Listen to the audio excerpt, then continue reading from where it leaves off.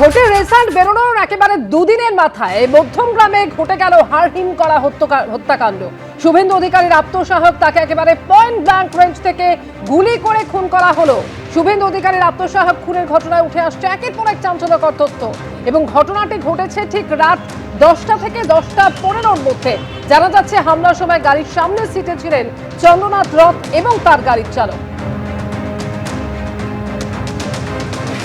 ঠিক কিভাবে ঘটনা ঘটেছে দুই প্রতিনিধি এই মুহূর্তে সরাসরি রয়েছেন আমাদের সঙ্গে, রয়েছেন সমীরণ পাল এবং অনির্বাণ বিশ্বাস। প্রথমে অনির্বাণের কাছে চলে আসবো। অনির্বাণ, এখনো পর্যন্ত একাধিক তথ্য উঠে আসছে, যেটা জানা যাচ্ছে যে একটি গাড়ি এবং দুটি বাইকে করে সম্ভবত 3 জন আততায়ী এসেছিল। কিভাবে এবং কতটা পরিকল্পনা মাফিক গোটা ঘটনা ঘটানো হয়েছিল এখনো পর্যন্ত কি তথ্য উঠে আসছে পুলিশের হাতে?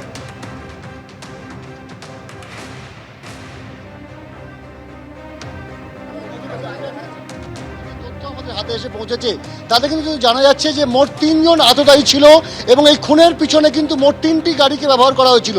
দুটো মোটরসাইকেল এবং একটি ছোট গাড়ি, যেটি কিন্তু ব্যক্তিগত কাজে ব্যবহার করা হয়, এরকম একটি ছোট গাড়ি নিসানের। সেই 3টি গাড়িকে ব্যবহার করে গোটা খুন সেটাকে কিন্তু বাস্তবায়ন করেছে এই সব দুষ্কৃতীরা। তোমাকে জানিয়ে রাখবো যে গোটা ঘটনা ঘটেছিল গতকাল রাত 10টা থেকে 10:10টার মধ্যে। যেমনটা পুলিশ সূত্রে আমরা জানতে পাচ্ছি যে ইতিমধ্যে বিভিন্ন জায়গায় সিসি ক্যামেরার ফুটেজ সেটা খতিয়ে দেখার কাজ শুরু করেছে। সেই সিসি ক্যামেরার ফুটেজ খতিয়ে দেখতে গিয়ে পুলিশ কিন্তু ইতিমধ্যে একটি সিসি ক্যামেরার ফুটেজে দেখতে পেয়েছে যে নিসান যে গাড়িটি ব্যবহার করা হয়েছিল, যে গাড়িটি মূলত এই চন্দ্রনাথের যে স্করপিও গাড়ি সেটিকে আড়াআড়িভাবে রাস্তা আটকে দেওয়া হয়েছিল, সেই নিসান গাড়িটা কিন্তু 4টে নাগাদ বিকেল 3:57 স্পেসিফিক্যালি 3:57 কিন্তু এই গাড়িটা দোলতলা যে সাহারা ব্রিজ রয়েছে সেই জায়গায় কিন্তু সিসি ক্যামেরার ফুটেজে ধরা পড়ছে। অর্থাৎ খুনের প্রায় 6 ঘন্টা আগে এই গাড়িটি কিন্তু ঘটনাস্থলের কাছাকাছি পৌঁছে যায় এবং পুলিশ যেটা মনে করছে যে গাড়িটি কিন্তু রেকি করে থাকতে পারে। দ্বিতীয় তথ্য আমরা জানতে পাচ্ছি যে গতকালই কিন্তু ডিজিপি সিদ্ধিনাথ গুপ্তা তিনি কিন্তু জানিয়েছিলেন যে গাড়ির নাম্বার প্লেট ট্যাম্পার করা হয়েছিল। নাম্বার প্লেট যেটি ছিল সেটি ছিল কিন্তু শিলিগুড়ির এক ব্যক্তির, কিন্তু পরবর্তী সময় জানা যায় যে তার কাছে কিন্তু অরিজিনাল গাড়িটি রয়েছে। অর্থাৎ ভুয়ো নাম্বার প্লেট লাগিয়ে গোটা অপারেশনটি কিন্তু বাস্তবায়ন করা হয়েছিল।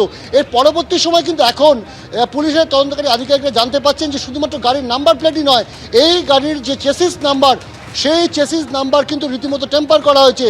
প্রায় 3-4 জায়গায় এই চেসিস নাম্বার টেম্পার করা হয়েছে এমনটা আমরা জানতে পাচ্ছি। একটা রয়েছে অবশ্যই গাড়ির বডিতে, একটি বনেটের ভিতরে এবং একটি দরজায়। এছাড়াও কিন্তু রেডিয়েটারের পাশে একটি স্টিকার থাকে, সেই স্টিকারও তুলে নেওয়া হয়েছে।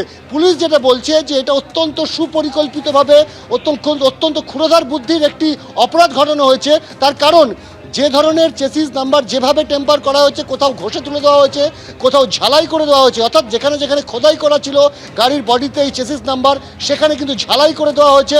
স্বাভাবিকভাবে এই চেসিস নাম্বার দিয়ে অনেক সময় পুলিশ তাদের যে পস সফটওয়্যার আছে সেই সফটওয়্যারের মধ্যে চেসিস নাম্বার দিলে গাড়ির ডিটেলস বেরিয়ে আসে, কিন্তু এক্ষেত্রে সেই উপায়ও কিন্তু পুলিশের কাছে নেই। কার্যত পুলিশ এই মুহূর্তে দাঁড়িয়ে একেবারে অন্ধকারে রয়েছে এবং গাড়িটি শনাক্ত করার যা যা উপায় ছিল তা একেবারে সরিয়ে দেওয়া হয়েছে, যেখান থেকে এই সম্ভাবনা উঠে আসছে যে সুপরিকল্পিতভাবে কিন্তু এই খুনের ছক কষা হয়েছে। অনির্বাণ, তুমি আমাদের সঙ্গে থাকো। এই ঘটনা নিয়ে এক প্রত্যক্ষদর্শী কি জানিয়েছেন দেখুন। যে দাদার গাড়িটা ছিল, চন্দ্রদার যে গাড়িটা ছিল, ওটা আমাকে ক্রস করেছিল। আমিও সেম ওই সাইড থেকে আসছিলাম আমরা, হ্যাঁ বারাসাতের দিকে যাওয়া ওই দিক থেকে আসছিলাম আমরা। আমাকে ক্রস করে উনি আগে আসছিলেন।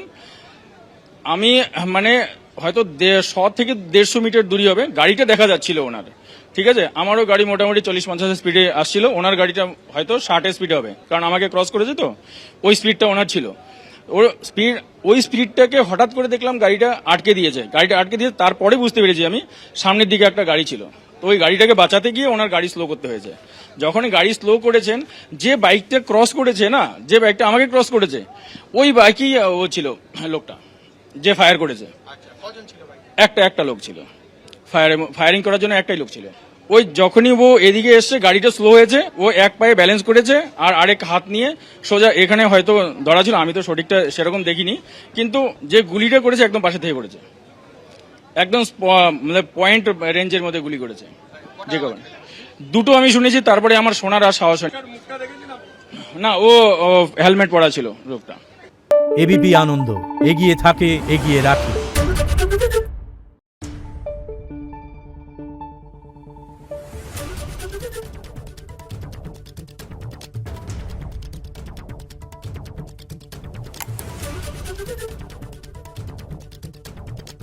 নিউজ।